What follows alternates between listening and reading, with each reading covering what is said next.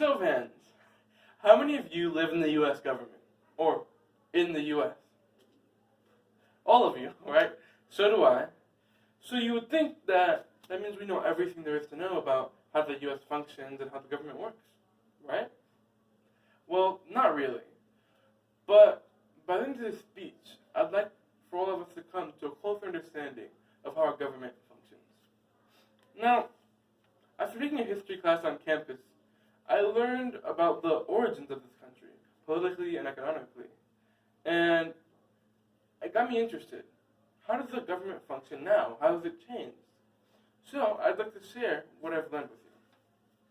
We're going to first go through the job of the federal government, then state and local, and ultimately, we'll delve into why the government was created in the first place. The federal government. The federal government is divided up into three main branches: the executive, the legislative, and the judicial. Let's start with the executive branch. In the executive branch, we have the president, the vice president, and his cabinet.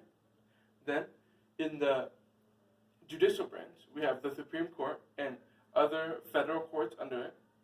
And in the legislative branch, we have Congress, the Senate, and the House of Representatives. Now, each branch has different powers and responsibilities. For example, the executive branch is in charge of carrying out laws. It does this by vetoing or passing laws or bills. The legislative branch is in charge of making laws.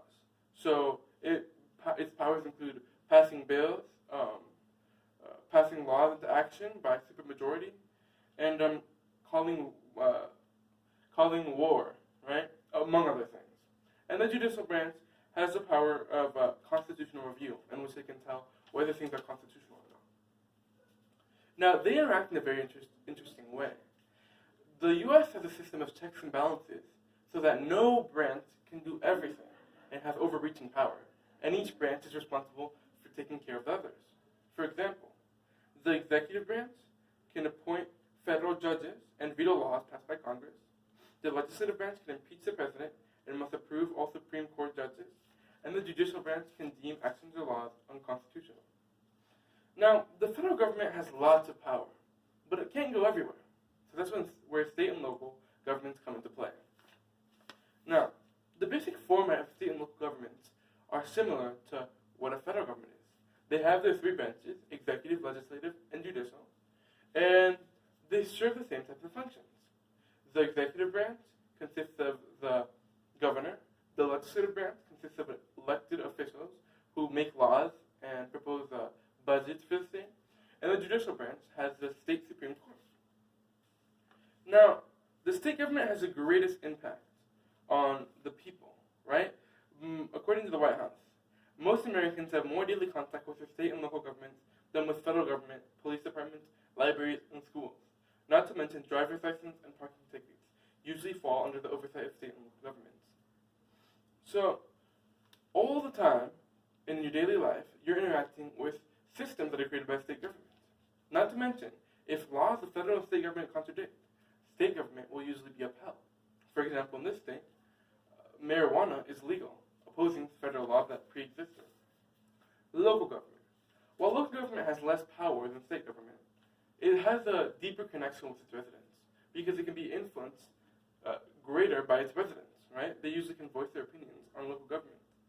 Lots of different types of local governments and municipalities and cities, but they're responsible for things like parks and recreations, police, fire departments, sewers and streets, and they're supplemented by private industry like waste management and lifeline ambulances. So, after coming to know all this information about the government and how it works, a question came to mind. Why does it exist? What is the purpose for the government? And what do I mean in the grand scheme of things? Well, the Constitution was created to define that. The Constitution started the unification of a nation. It was very useful when creating a nation so that every state that fell under the Constitution had a certain rules, laws, and basis for all how to function, right? So any action has to abide by the Constitution and its laws. Now, by no means was the Constitution perfect when it originated, nor is it now. But the ideas that it set forth allowed dozens of amendments to be made that create some of the statutes that are most synonymous with being American. Some of the most important amendments are freedom of speech, freedom of religion, and freedom from servitude. Now, what intention or purpose should the U.S. have? Well, if you ask the Republican Party, they might say an innate connection between state and church, free market capitalism, and strong national defense. Democrats, in turn, might believe that government should achieve social equality and justice. Many times this means government stepping in to alleviate the problems of the residents. This push and pull dichotomy between the two branches defines modern politics as we know it. Now, the Constitution leaves it clear how the U.S. should function and what the purpose is. The purpose of the federal government, as found in the preamble of the Constitution, is establish justice, ensure domestic tranquility, provide for common defense, and promote general welfare, and secure the blessings of liberty to ourselves and our prosperity. The Constitution leaves three main points to achieve that. The inherent rights for the people, government by the people, and separation of power by branches of the government. While our lives will continue to be the same after knowing this knowledge, I hope that you've learned something that can give you a greater appreciation for the country that we all live in. Now, as we continue to enjoy the rights afforded to us in this country, I hope we all come a little bit closer to a satisfactory understanding of the government around us. The shape of this country is formed by the jobs of our three main branches: executive, legislative, and judicial, and the powers held by each branch.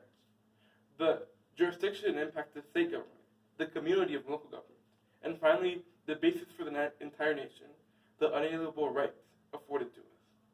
The Constitution sets a vision for the 50 independent states around us. And this vision is summarized in the preamble. We the people of the United States of America, in order to form a more perfect union, establish justice, ensure domestic tranquility, provide for the common defense, promote general welfare, and secure the blessings of liberty to ourselves and our prosperity, do ordain and establish this Constitution for the United States of America. This means that the direction of our nation will always reflect the types of people that live in it. If we are uneducated, so will our leaders be. If we are positive in our ambitions, the nation as a whole will rise. The responsibility to lead ultimately lands in the hands of all of us. Thank you.